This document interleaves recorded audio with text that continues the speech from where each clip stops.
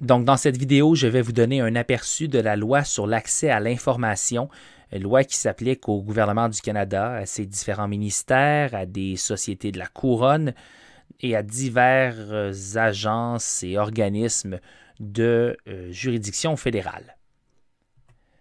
Donc, la loi sur l'accès à l'information permet à tout citoyen canadien, tout résident permanent ou toute autre personne physique ou morale établie au Canada de demander l'accès aux documents des institutions fédérales qui sont assujetties à la loi sur l'accès à l'information. C'est un résumé très succinct du secrétariat du Conseil du Trésor du Canada et on remarquera qu'il faut être soit citoyen canadien, soit résident permanent ou encore être une personne physique ou morale, donc une entreprise, établie au Canada pour faire la demande. On va voir que ce n'est pas toujours le cas, notamment en Ontario. Voici quelques exemples, et là, c'est loin d'être une liste exhaustive. Voici quelques exemples d'organisations au fédéral qui sont soumises à la loi sur l'accès à l'information.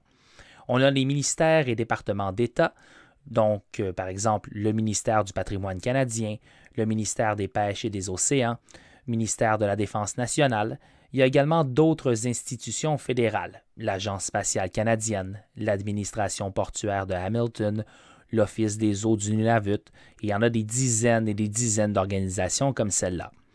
Et finalement, on a les sociétés d'État, la Commission de la capitale nationale, donc qui gère différents terrains et bâtiments ici à Ottawa et à Gatineau, et la Société Radio-Canada. Mais on va voir qu'il y a des exceptions. Donc justement, pour ce qui est des exemptions, des exceptions et des restrictions, les renseignements qui sont obtenus à titre confidentiel par une organisation évidemment, peuvent être protégés en vertu de la loi, donc même si vous en faites la demande, on peut vous les refuser.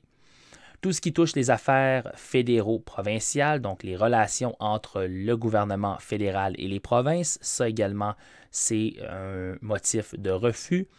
Les affaires internationales et la défense, les enquêtes, tout ce qui touche les méthodes de protection, les fonctions de police provinciale ou municipale, les documents se rapportant à des examens, enquêtes ou vérifications, ou encore les informations émanant du secrétariat du comité des parlementaires sur la sécurité nationale et le renseignement.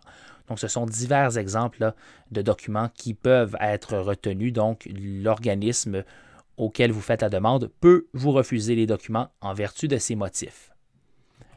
Il y a également tout ce qui touche les intérêts économiques du Canada, les renseignements personnels, les renseignements de tiers, les modalités d'un contrat de service d'un artiste de spectacle au Centre national des arts ici à Ottawa. Ça, on voit que c'est une exception très, très pointue dans la loi. Les activités de journalisme, de création ou de programmation de la Société Radio-Canada. Et là, on parle par exemple de tout ce qui touche la protection des sources et des informations journalistiques, des plans et devis pour la création, des missions, etc.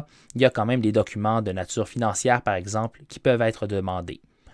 Tout ce qui touche également les documents confidentiels du Conseil privé de la Reine pour le Canada, c'est une expression qui se résume au quotidien aux membres du cabinet. Donc, toutes les confidences du cabinet, évidemment, sont protégées. Donc, même si vous en faites la demande, on va fort probablement vous dire non. J'ai mis quelques liens utiles. Vous pourrez télécharger les diapos et explorer ces liens. Donc, la loi sur l'accès à l'information, lisez-la. Il faut connaître vos droits comme journaliste et comme citoyen. La liste des coordonnateurs de l'accès à l'information et de la protection des renseignements personnels par institution. Donc, si vous avez des questions, vous pouvez appeler ces personnes et leur demander de l'aide à savoir quel type de document vous devriez demander. Et normalement, ils sont censés vous appuyer. La loi dit qu'il faut donner des documents à moins qu'il y ait une exception de prévu. Donc, un bon coordonnateur devrait quand même vous aider. Et généralement, ça va leur faciliter la vie puisque votre demande pourra être plus pointue. Mais très souvent, on ne leur parle pas. On envoie simplement la demande et ils nous répondent. Mais si vous avez des questions, sachez que vous pouvez les contacter. Il y a également une liste des demandes d'accès à l'information complétées au niveau fédéral, donc en vertu de la loi sur l'accès à l'information. Et je vous ai mis un lien vers le formulaire là, pour les demandes d'accès à l'information et de protection des renseignements personnels. Un formulaire en ligne que vous pouvez utiliser pour beaucoup d'organisations fédérales.